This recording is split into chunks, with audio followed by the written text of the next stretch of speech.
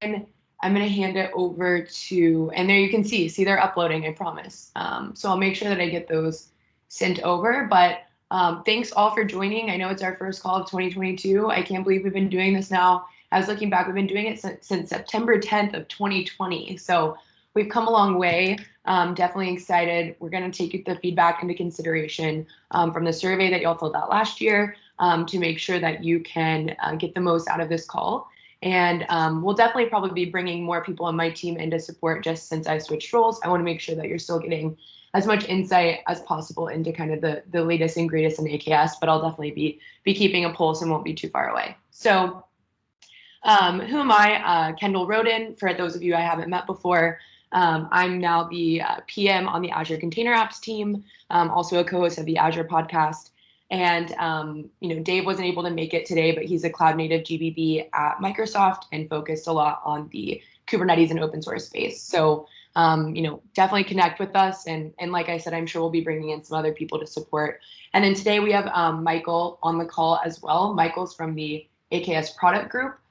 So Michael will be the one leading the conversation around. Yeah, I know my job title needs to be updated. It's been a delayed process, but it's a good call out, Richard. So that's us. Why the AKS office hours? So the goal here was really to provide a way for all of us to connect, those of us who are working with customers on AKS or who are implementing it ourselves in order to share new features that are arriving, changes in the ecosystem that might impact AKS, all that good stuff. And so hopefully we'll continue to focus in on some of these areas as we move into the new year. So this is today, right? We're going to have the quick welcome, the AKS roadmap, and then we'll leave some time for questions. I know that it's been a while since we have had a roadmap update. And so there is a lot of work items in progress. So I have no doubt that we'll be able to fill up the majority of the time with the backlog items. But if there are other questions, we can drop them in the chat or discuss them as a group. So I won't go into AKS updates too much. I guess one of the major callouts here is that from Kubernetes 123, Containerd will also be the default for Windows containers. So obviously in the past, we were just moving Containerd to Linux node pools, but now we're doing Windows. So this will kind of be in line with the upstream deprecation as well. So keep in mind, if you're using Windows containers, this is something that you might want to test out. At the end of last year, we saw a lot of connectivity rollouts, and then we had some rollbacks. So that rollout will be reconvening here in the next month or so. And then we've also talked about AKS auto start rotation, I think, on the last several calls for a particular set of regions. So just keep an eye out for the release notes on kind of where we're going next. There was an extended support cycle for Kubernetes 119 in AKS. A lot of that's just courtesy over the holidays. Obviously, a lot of us have vacations and all that kind of stuff, so don't want to impede any production workloads during that time. But that will be removed as of January 31st. So just keep in mind that you do need to update to a supported version, be that 120, 121, or 122. And then I know we've covered this as well, but just worth calling out, right, that as of AKS 123 release, we're going to follow upstream and deprecate the authentication mechanism through Azure. So this is now going to basically use the kube login. And if you're using Azure CLI, that shouldn't be a problem. This should pretty much be seamless for you. But if you are using something outside of the Azure CLI, you'll need to make sure that you download and basically install the kube login project from GitHub. Also, there's a lot of flexibility in this, and I'm sure Michael can touch on this on the roadmap aspect or portion of the call. But whenever you do this, it's basically going to make the login experience a lot more integrated and streamlined. And I think there's going to be less timeout. From what I understand, you'll be able to use some of the same caching mechanisms that you do with your Azure login. So you won't necessarily have to re-authenticate to an AKS cluster over and over the way that you do now. Yeah. Kendall, can I throw a note out? Yeah. Hey, this is Patrick Hughes, also from the AKS team, along with Michael. Yep. So there is actually an option in kubelogin as well that I really like, -L Azure CLI. If you use that, that will cause kubelogin to use your Azure CLI token cache or Azure's account or AZ account access token, so that you can go and it'll just use the same login as Azure CLI. You won't have to log in again at all. So It's quite nice Perfect. over the kubectl exec plugin. Thanks, Patrick, and thanks for joining. So yeah, for those of you who haven't met Patrick, he's also on the AKS product group as well. And I probably did a good job butchering what he told me a couple days on an internal call. But yes, I'm glad that he chimed in on that as well. I'm not going to go through all of these just because we have the PG here, and I think that they're going to be better equipped to handle and talk about some of these things. But just keep in mind, obviously, we publish these release notes for you to keep track of on your own. So definitely check those out. So Dave put together just a few ecosystem updates, so I'll touch on them briefly. Like I said, he's not able to join because he had a customer call, but this is pretty neat. So obviously, when we talk about Kubernetes, one of the most challenging aspects is how do I troubleshoot? And we get this from customers all the time. So I guess he thought this was really interesting, and I think it's interesting consuming it from the PowerPoint. But essentially, this just provides sort of a flow chart for you to walk through when you run into particular issues. And so definitely maybe make a reference of this, or if you know those who could benefit from this on your teams, send this out. Another quick update. So there's now an API traffic viewer for Kubernetes that you can use and enable basically to view all of the communication paths between your microservices. So this is pretty interesting. I personally hadn't heard of this until I checked out this slide deck that Dave sent me, an hour ago. So this is maybe something we can all explore together, but seems like it's interesting and could be neat to explore, at least to get visibility into some of this stuff. And then last but not least, Litmus, which is basically a tool, from what I understand, that helps SREs and developers do chaos engineering in a kind of cloud native way, is now an incubating project under the CNCF. So I believe that they have a website that you can check out to see a little bit around what the project does and how it functions. And I believe it's been, I don't know, I want to say almost 2 years since it became incubating. Since it joined the CNCF. So now it's kind of graduated up a stage into the incubating from Sandbox. And so, yeah, this is interesting and just a good, maybe a good call out for anybody who's interested in using this or just wants to explore this kind of capability. So at this point, I'm going to stop talking and hand it over to the AKS PG to handle the public roadmap. So definitely bring your questions, comments. We'd love to hear them, and feel free to come off mute or drop them in the chat as we go. But yeah, I'll pass it over to you, Michael and Patrick. Thank you. Let me go ahead and share my screen.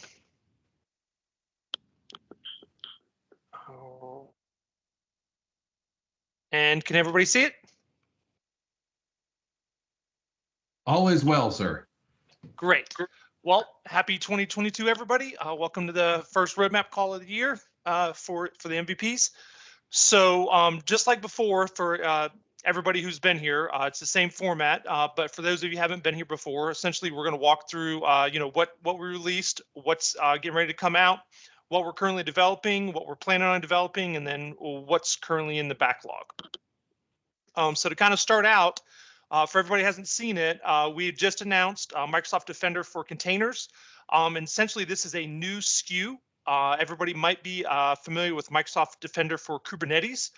That was essentially an agent-based deployment, which queried the logs through log analytics, essentially once the container is deployed.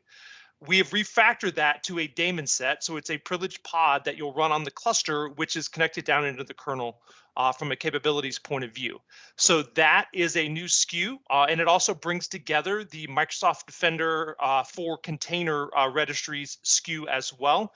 So the idea with Microsoft Defender for containers is a single SKU that a customer is subscribed to, which brings in the entire end-to-end security construct from build to registry to cluster to node to application. Hey, Michael. So there's a lot of. There was a request if you could zoom a little bit. Hold on. Let me pull up my chat on the other window so I can see it. Oh, thanks. Yeah, let me zoom. Where is my? There we go. Go back just a little. Is that better? Certainly, yes, is from my side. Okay, good. Thanks for the call out. Now I got my chat up now so you can see it. All right. But continuing on with that, the idea is that now that that SKU is there, over the next couple of semesters, we're going to be adding a long series of capabilities to it, namely around runtime capabilities and continuous scanning. But to start out, we have now lit up process level runtime detection. So the idea there is if someone does a process level attack, you will at least get alerted within the Microsoft Defender for Containers UI. So that's one of the first things that we did. And then that's all predicated off of inventory capabilities. So think starting to whitelist and blacklist capabilities. But the idea there is as pods are deployed, ASC will now be categorizing those pods to understand what is essentially they're supposed to be doing. So we can start to look at what they're doing outside of that. And then the first thing that we're doing is around the process side. And I'll talk about what we're going to be building out additionally from there. The other big thing that we announced is for the first time with this new Defender for Containers, we'll now introduce continuous scanning of your running pods. This was a gap that we had before, which we've now closed. And so as your pods are deployed, we'll be able to scan it on build, scan it on the registry, and now scan it once it gets deployed to the AKS cluster. To complete this conversation, this is centric around the Linux environment, mainly because of the daemon set capability and that privileged SKU in order to talk down to the kernel mode. We are working on the Windows side to enable host process capabilities so we can port this capability over to the Windows side as well. We're looking at Q2 for some timelines to start lighting that up on the Windows side. We finally GA'd FIPS-enabled nodes. We've rolled out GA'd Kubernetes 1.22. Obviously, if there's any deprecations, those things, you see those in the release notes that we published out publicly as well. And then obviously Containerd on Windows AKS is now generally available as well, along with the out-of-tree cloud provider. So any questions, anybody can come out of mute for the GA feature sets.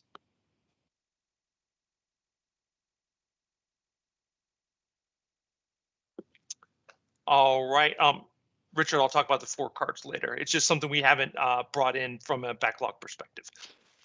All right, moving on to public preview. I know quite a few people have been waiting on this one. This is essentially the RP tags. So when you deploy a cluster, essentially tags will propagate across all the resources across the cluster. Essentially, this all works today. So you can basically deploy, you can do an AZ AKS create -- tag, specify your tag, and then -- node pool to specify your node pool tags and to propagate that down. What we're working on is update capabilities. So if you want to change the tags or deploy new node pools is essential, that will roll. Once we get that capability in, we're hoping to finish that this month. We will move that over to GA. Custom policy support. There's a lot of work we're doing on the policy side of the house, enhancements to policy. And if we're not doing them fast enough, if there's something like in OPA as an example that customers want to consume, specifically the external data source capability that we have in there now, the mutation capabilities that we have in there. I was talking to a customer today, hey, look, you can basically, once we get the 3.7 rollout, which is going out this week, you can actually build a custom policy on top of that and then do it yourself. We are working to GA that hopefully this quarter as well. There's a couple of things that we're buttoning up, mainly detailing out some scenarios, but that will move to GA as well. We've talked to quite a few customers about GPU multi-instance support. We'll have a couple of work items there, and then we'll be moving that to GA as well. Same thing on the node pool start stop, buttoning up a couple of work items, and then that will move to GA as well. On the HTTP proxy, we've got a lot of usage on this, which is nice. We've got a lot of issues that have been opened as well. So we are working through a couple of different work items on there, mainly making sure that all the different add-ons that are supported once you turn on HTTP proxy, like OMS, Azure Policy, as an example, cleaning those things up, there's a couple other additional work items. Once we button all those up, that will move to GA as well. Emitting AKS through Event Grid. That's still working through that. We're hoping to move that to GA here this quarter as well. So cluster scale down mode. That was, once again, just like everything else, we have a couple of work items we're detailing out, but that should move to GA as well. On the AKS allows creation of node pools in different subnets. Essentially, we're working on some more region deployments on this one. But Patrick, is there any other things that we're working on before we move this to GA? Let you chime in here. So right now we're waiting on some upstream availability, upstream in Azure, not in Kubernetes, availability concerns where there's services that need to be moved as fully AZ redundant when the node pools are. And so we're waiting on those changes. I don't have a good date on that at the moment. That works. Thanks, Patrick. Integration with Azure Resource Health, enabling GitOps. So we are in the final stages of getting this rolled in as well. I know a lot of customers have been waiting for GitOps. Support for custom log options. So this is another one. So for anybody that's using log analytics and getting that nice hefty bill, that's there. This gives you the ability to specify custom logging options as far as what you're kicking over to your log analytics and thus your end bill. Support for DSR on Windows AKS when Calico is enabled. We're working through some different items there. And then Azure CNI support for dedicated subnets. I think that's actually, yeah, that's another work item that's there dependent for this particular work item here as well. We just kind of detailed them out separately. Custom node config. We've pretty much buttoned everything up here as well. I think this is on the train to go GA next month as well on the node config side. Same thing with the AK support on Azure NAT Gateway. I know a lot of customers are looking for this one. This gives you some additional options as far as how you do your routing for your outbound. I think this one is targeted for next month as well. Patrick, correct me if I'm wrong there. Don't know off the top of my head, sorry. Yeah, I'm pretty sure that one's next month. Planned maintenance windows. So we're working on quite a few capabilities around planned maintenance, trying to make that more full featured. Essentially, that's what we're putting the final touches on planned maintenance windows so we can move that to GA as well. Same thing with GMSA. So I know a lot of customers are waiting on pod identity. I'll talk about that in a minute. But for those of you that are deploying Windows containers, GMSA is there, which is a pod identity equivalent based capability that exists on Windows. That will be moving to GA very soon as well.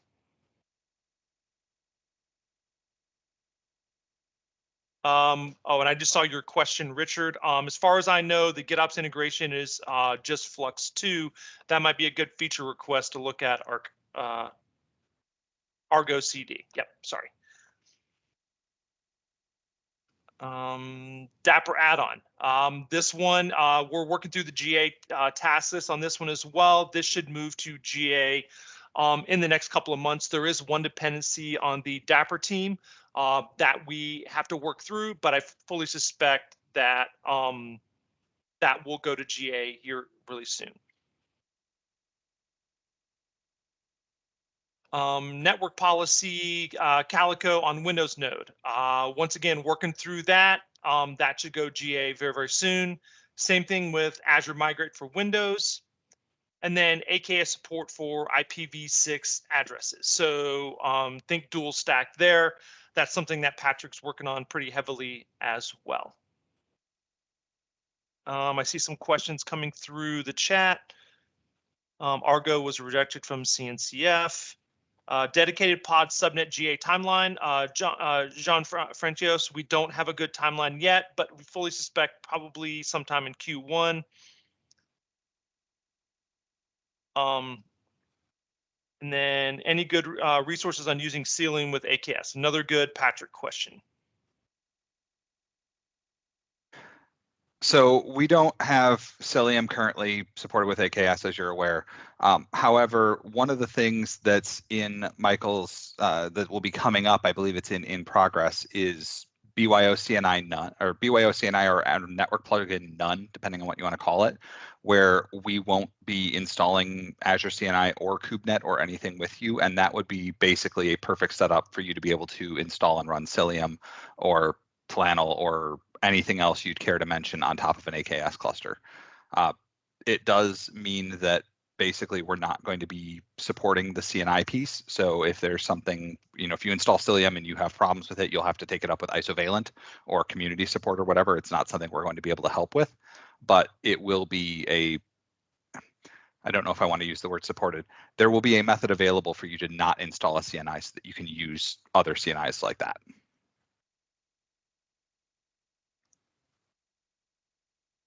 All right. So what's the difference between cluster autoscaler and cluster scale down mode? So we have a lot of capabilities for scale up. We're just basically mirroring those capabilities on scale down. So it's basically adding more feature sets to the scale down. All right. If I see any other questions come in the chat, I'll dive into those. If I can throw out a note on that one. So Jeff, what scale down mode basically does is you can choose whether you want nodes that are scaled down to be deleted or deallocated. So the difference being that the disks will sit there and still be around and you'll still be charged for them. But if you then scale the cluster back up, any images that they had pulled, anything like that that's already on the local disk will still be there. So if you have a bursty workload with lots of images that you need to pull, that will help in terms of having your image startup speed on an auto scale be better. Thanks, Patrick. Perfect. All right. So moving over to in progress. So we are working on 123. You see quite a few announcements around 123. We'll be moving that to GA here in the next couple months or so. Probably not that long though. But we're basically have already got the pipeline already queued up and ready to go. We'll start kicking that over.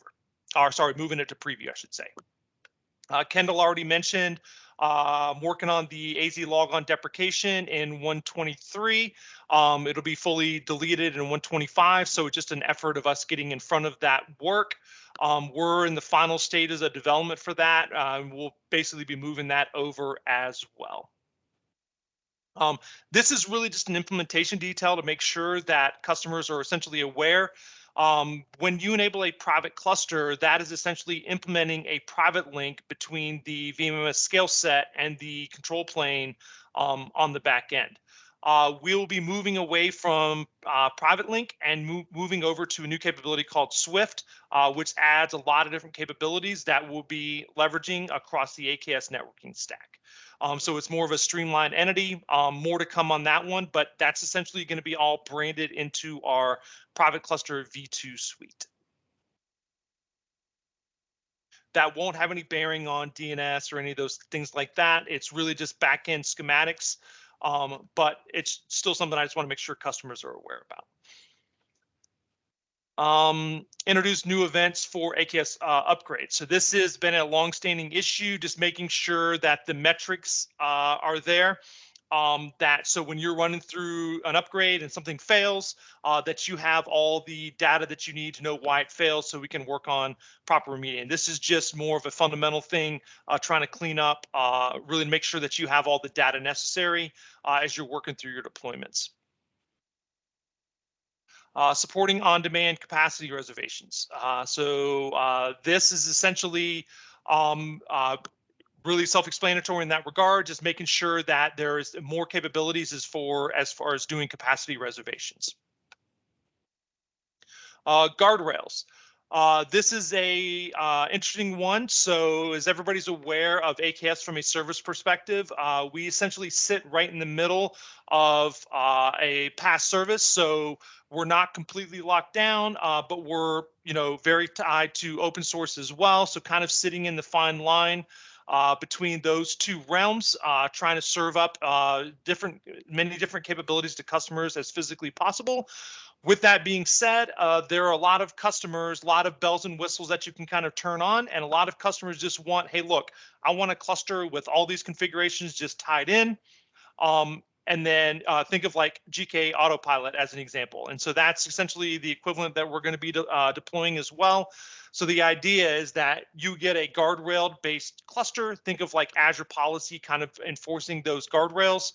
There'll be Helm chart configurations and a whole bunch of things that'll bring in a desired state configuration for your cluster that essentially AKS will manage from that perspective. That will give you a more simpler environment to deploy your workloads into.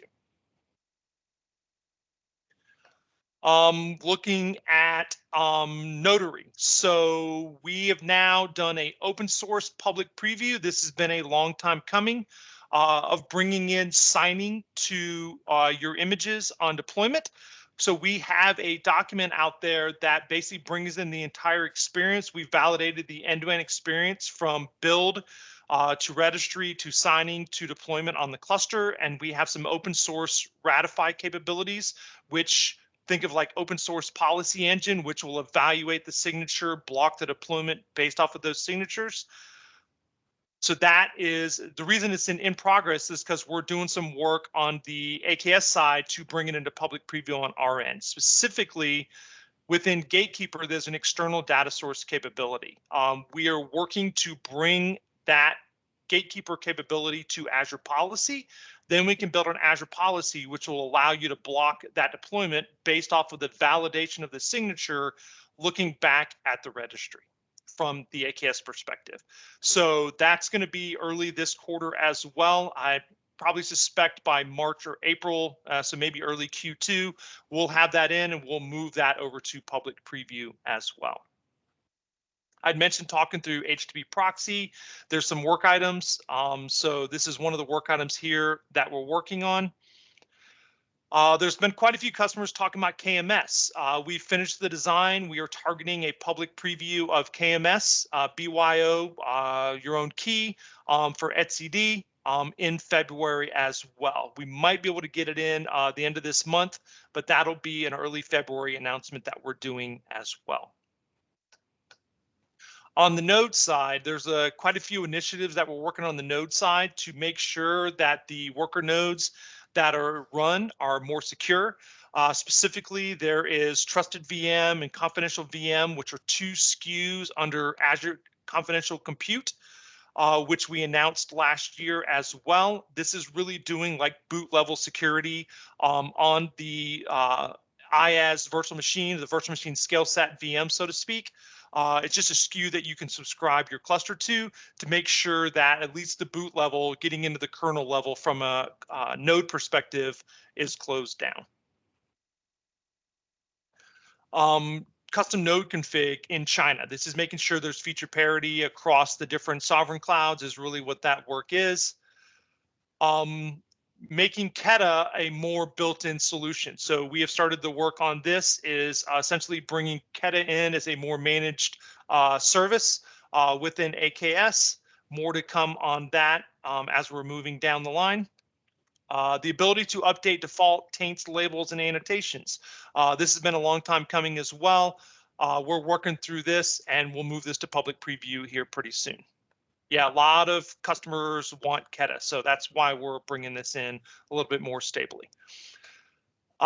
Dedicated host. So there's been quite a few customer churn around dedicated host. Once again, we actually hope to move this to public preview in the next week or two. So worst case scenario, early in February. But this allows you to essentially attach a Azure dedicated host scale set to your AKS cluster. So it's kind of like bring your own ADH to AKS. And so therefore, if you think about segmentation, some customers want heavy segmentation. This kind of helps close that gap for those customers. Server 2022, I should say. That is on the horizon. That's coming very, very soon.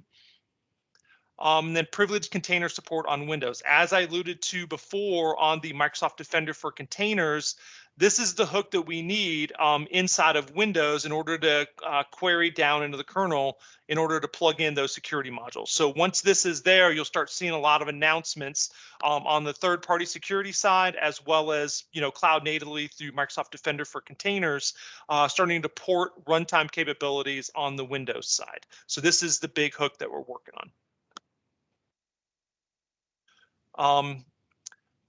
All right, so wait, did I skip by pod identity? I might have. So did I skip it? Huh, that's weird. Okay, pod identity, let me talk about that one. Thanks, Richard. So for those of you that are aware, when we look at pod identity, there's a couple of big things that I want to talk about.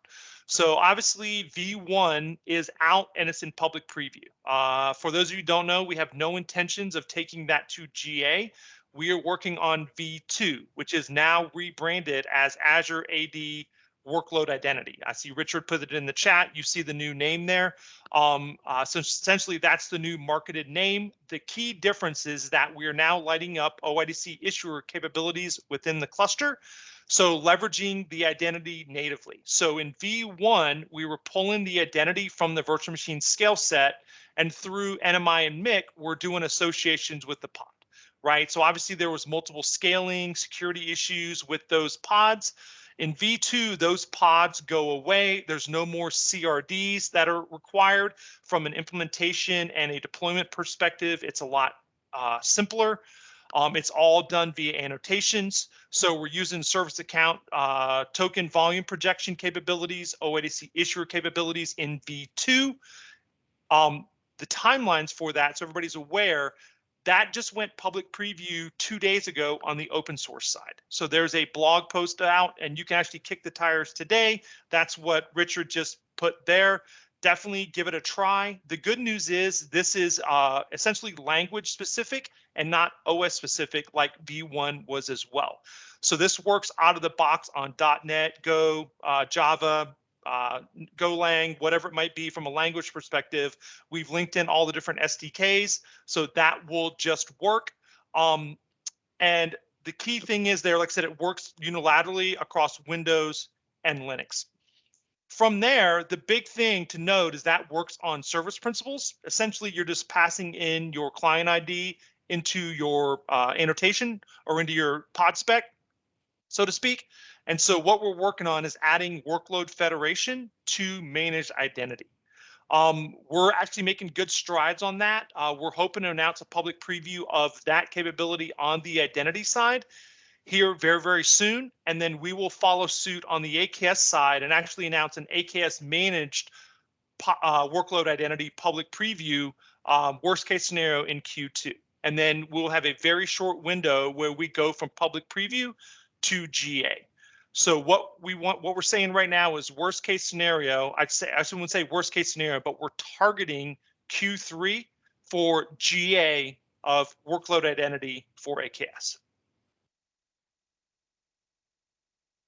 Yes, so the big thing is you need to make sure that you're consuming the SDK, which has the workload federation hook in it from an application perspective in order to make sure that you can pass the identity into the pod. That's the key thing there. And so instead of leveraging the identity on the node, the identity is actually passed into the pod. All right, so I hit that one pretty hard. Hopefully that makes sense. Oh, that's right. I moved it into, I'm glad I hit it because I actually moved back to in progress because essentially there was confusion between V1 and V2. So notice I'm not even mentioning V1 in the roadmap, and that essentially hits the timelines for workload identity as an AKS managed add-on. All right.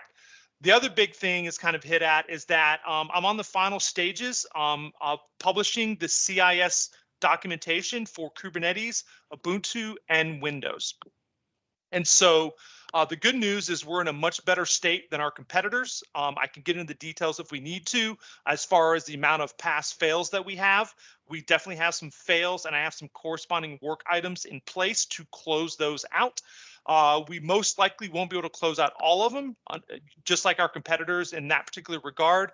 but I think we're going to come out at a much better state. So this is kind of one of those work items. So SSH is an example on the Ubuntu side, rolling the metric server over to secure where it's insecure right now.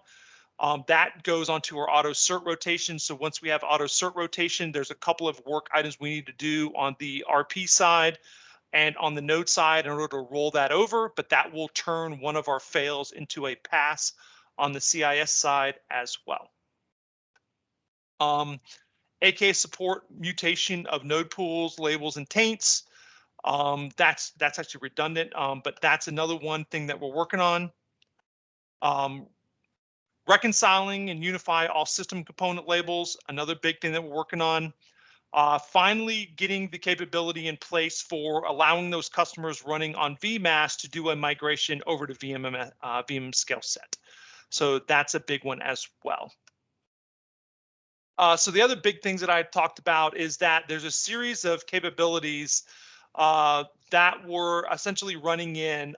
So think of like process security, network security, storage security, system call security, right? So those are kind of the 4 big buckets that we're kind of working on to add to the Defender from a runtime perspective. So we've added in process level capabilities. We're working on adding in whitelist, blacklist capabilities to that process level entity. That's why you see this particular work item here. And then the future things we'll be working on is, like I said, network security, storage security. So if someone's doing a storage level attack, as an example, we will be able to detect that and then start restricting those things through Azure policy as well. So we hope to have, these are essentially the next semester planning things. We've already started a lot of the work. But the big thing there is that over the next quarter, the rest of this calendar year, we're going to be checking in a bunch of runtime security capabilities. So definitely stay tuned to those blog posts as I'm starting to put those out. You talked about teleport. We've had so many things in our bucket. Kind of teleport kind of fell off from that particular perspective. We do plan on picking this work back up this semester as well. No timelines to share yet because we got to get engineering resources assigned, timelines assigned, but it kind of lagged because we had so many other competing priorities. It kind of just stayed in limbo. I saw some questions about that there. Support different options for Docker root location. We've essentially deprecated Docker from that perspective, even in Windows. So I fully suspect this one will move back from there. So node auto drain. This is another one that Patrick kind of alluded to as well. So there's some work we're doing around auto drain, kind of helping there when you're scaling down to kind of clean up the CA capabilities. Kind of hit on the CIS benchmark. I'm actually hoping to publish the CIS benchmark. I was hoping to get it in by today. Looks like we're going to make some edits tomorrow. It should be out by Monday or Tuesday of next week. That will be Kubernetes CIS benchmark and the Ubuntu CIS benchmark. We still have some work items on the Windows side. Specifically, we're doing some more hardening on the Windows side. And then once we've done the hardening, we will do a cross-reference attestation and then build the document off there. So this will probably be later in Q1 where we publish out the Windows CIS benchmark.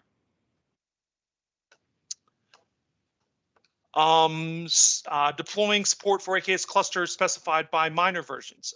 That's another big one as well. That's work in progress. We hope to announce a public preview very, very soon. I've seen a lot of questions internally and externally about South Africa North. We're just waiting on the facility-based capabilities to line up. Then we can scale AKS out to South Africa North. Patrick already talked through bring your own CNI. That is something we're doing a lot of investigation there. All right. And then China East, North, and 3. Windows accelerated networking. That's another big initiative that Justin, another PM who's doing all the Windows work, he is working on driving the accelerated networking capabilities. And then Patrick and I had a great meeting today to kind of walk through IPVS support. So we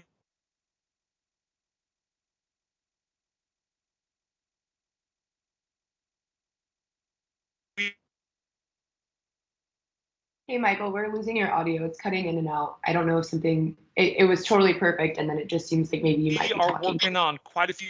So, especially on the. Uh-oh, can you hear me now? We just got the last 30 seconds of audio in about 5 seconds. Can you hear me? All very jumbled together. Weird. Okay, so good old working from home stuff. Okay, can you hear me now? Yes. Yes. Okay, good, yes. good. Okay, so hopefully I don't know where you lost me at, but yeah, bring your own CNI. Patrick kind of talked through China East. We're building out, but the big one I was on was IPVS support. So yeah, thanks, Patrick. So essentially, we're working on increasing our scale limits in AKS, right? So we're fully aware of the 1,000 nodes. There's a bunch of things that we're going to be announcing very soon to increase those things. One of the big things is around introducing IPVS. So it won't essentially fit every single scenario, but this essentially, there's some enhancements we're bringing around IPVS. Patrick's working on some code bases around that to bring some improvements there. But that's something we're going to be announcing as well. Trusted root CA. So this is another big one as well. So there's definitely AKS issues out there around having to work with firewalls and private registries, proxies, whatever it might be, but there's definitely needs for on Bootstrap to have the ability to specify a CA for that deployment. So obviously you can run a daemon set passing the CA. We did check in some work to make sure that that daemon set would work on container D, but this is essentially a work item to bring in on boot your CA for to pass into your firewall for MIDM or whatever it might be, depending on what your scenarios are. But right now, essentially, we do kind of loosely support CA capabilities, but it's a sub capability of the HTTP proxy, right? And so what we're working on is making trusted CA a top level property within the API so that you can specify that on boot for your build. Any questions on all the in progress work that we're doing? I know there's a lot, but yeah, I'll definitely reply to stuff in chat. All right, moving on from there. Hey, Michael, Richard just had a question. So Richard, we're working on static egress for AKS, figuring out a way to basically allow you to tag probably a set of pods with deployment and everything, or with the deployment or a daemon set or whatever, such that they will use a fixed IP address for egress, but we're not sure what that's going to look like quite yet at this point in time. That's why it's still in development. But like I said, the general idea is you would have either a public IP or possibly a public IP prefix and would deploy some form of infrastructure that would then allow you to target pods so that they egress via that IP instead of the standard cluster node IPs. Yep. And to add to that, we're actually doing some additional work to make sure that there is no egress, right? So bringing everything internally into the VNet. So stay tuned for some information about that as well.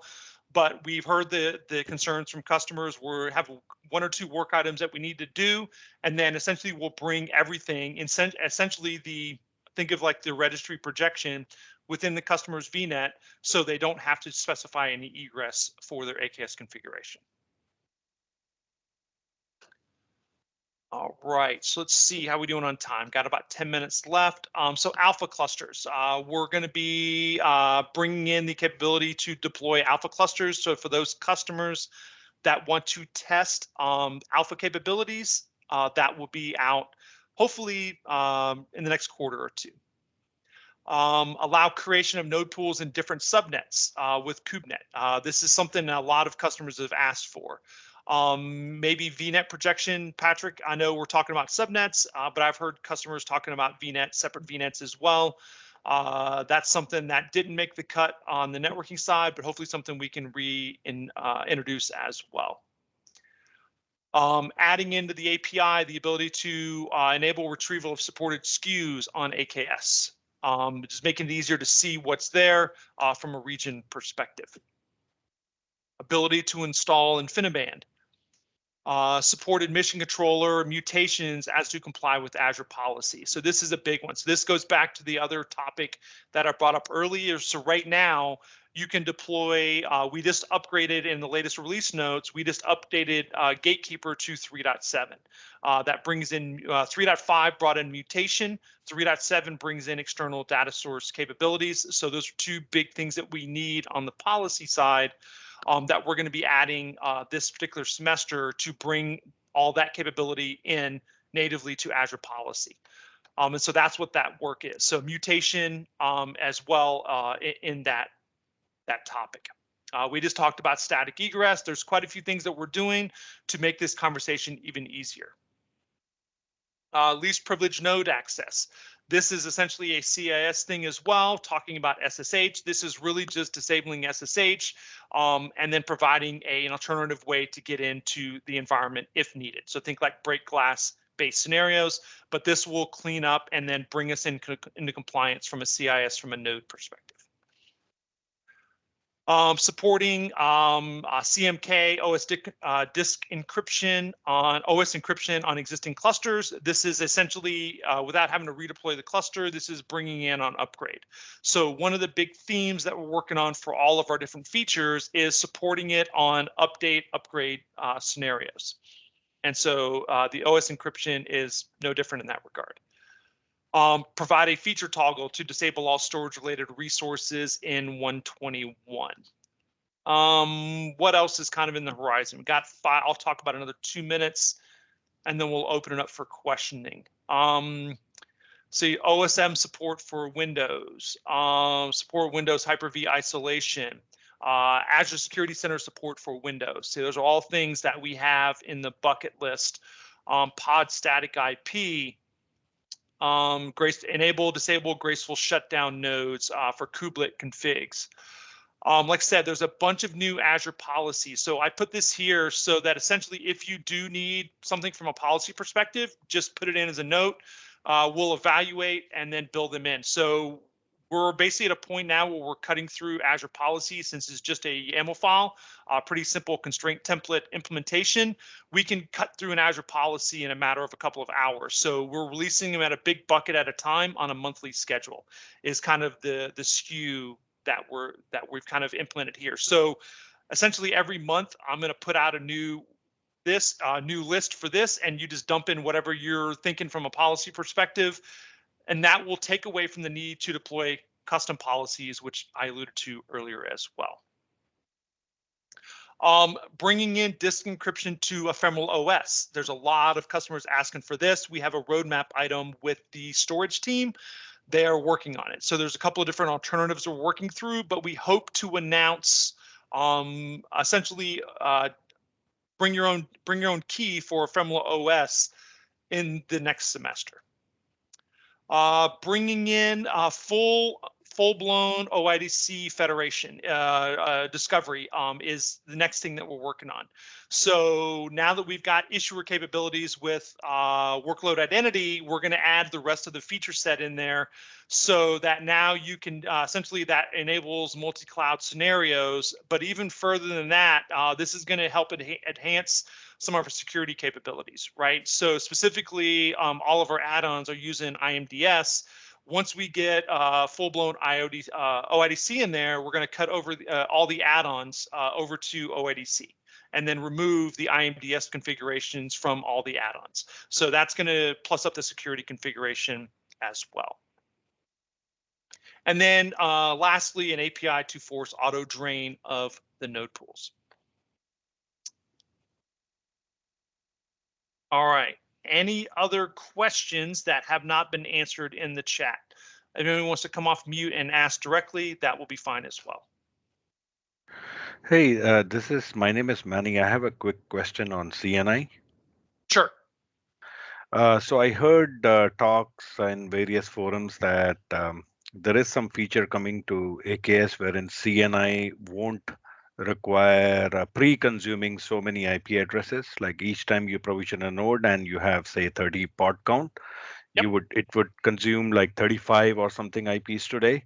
Mm-hmm. So there is some feature coming up. I don't know if it's GA in preview where it will not consume like 31 IPs from the get-go.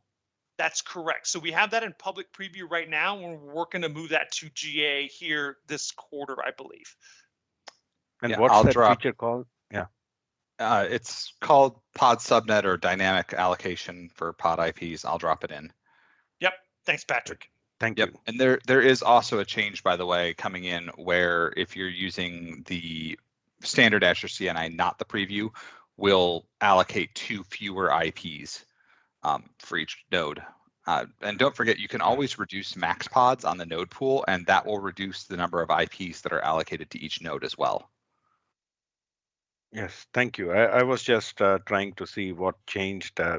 Basically, what I've been hearing is CNI requires more planning, but CNI is generally considered more feature-rich and secure.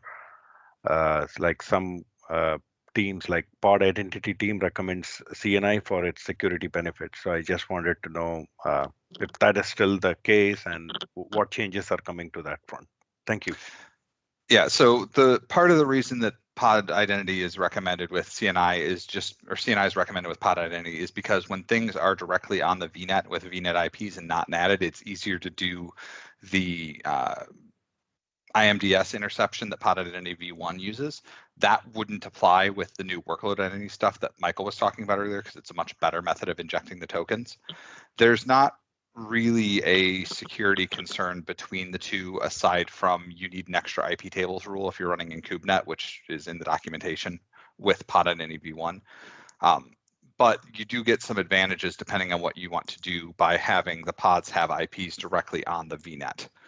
So the dynamic allocation, the pod subnet stuff does fix a lot of that by only allocating a couple of IPs to each node ahead of time, and then it'll allocate more as it needs them instead of putting the full max pods up front. Right, thank you. Yep. Hey, so Jean also asked about the Kinvoke acquisition with Flatcar. So hands up, how many people would like to see a container optimized OS within AKS?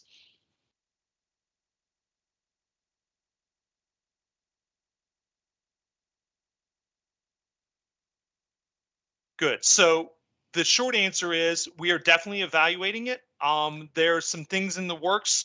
We hope to announce something soon. But that is definitely something we are evaluating.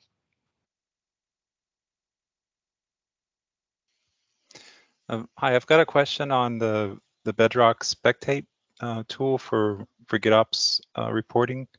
Is that something that's in scope for this group, or where it should I is go? not, but essentially Kendall or somebody, if you can capture that as a requirement, we can definitely bubble that back. But right now I know it's just Flux 2. Okay. Well, I see it doesn't support Flux 2 at the moment. There's an open issue on it. So I just wondered what the future was for those updates. Sure. So I can definitely circle back on that one because I think we're in an email chat now, but yeah, you could probably send me an email and we could definitely reply and get you some more information on that specifically. All right, thanks. And Richard, you'd asked about alpha features. The intention is that all alpha features will be enabled by default in an alpha deployed cluster.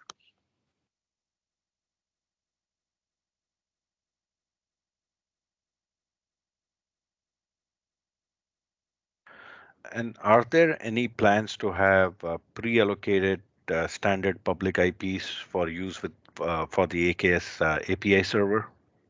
In case if we don't want a private AKS cluster, we still want the API server to use a public IP, but we want to pre-allocate it on our tenant. Is that something that's planned for future releases? So I'm going to go with almost certainly not, just because the public IP resource that you create in your tenant, the API servers aren't running in your tenant. And so therefore, you're not going to be able to use that. However, someone asked about Swift earlier, and Swift is coming as private clusters v2. I don't have a release date yet, which is why it's not really on the roadmap. But when that happens, the API server pods, the current plan is they'll be running in a delegated subnet in your VNet, at which point they'll be private by default. And if you want to expose them, you'll have to do it.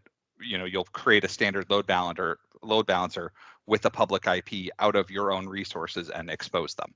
So at that point, private cluster v2 would allow you to then expose the API server publicly on an IP of your control and creation.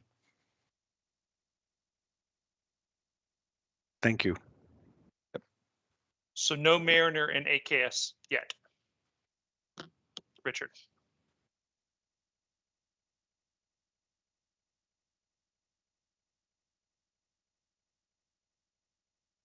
All right, got about 1 minute left.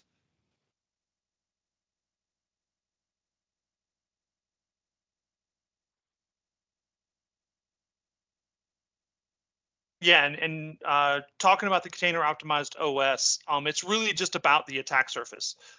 So essentially think about it like Ubuntu has a couple thousand packages as an example. A container optimized OS like Flatcar only has 196 packages. So it's a much lower attack surface, much less packages, and it's about the supportability of it.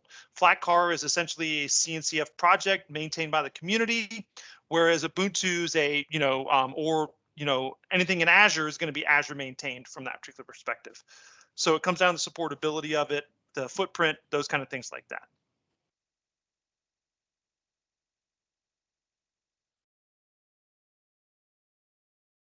Can we pay for pods in AKS like in EKS 4? That's essentially, that's what container apps is for.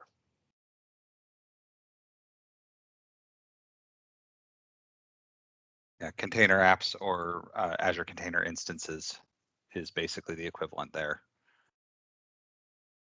So causes for nodes. You can already deploy a container optimized OS for your pods.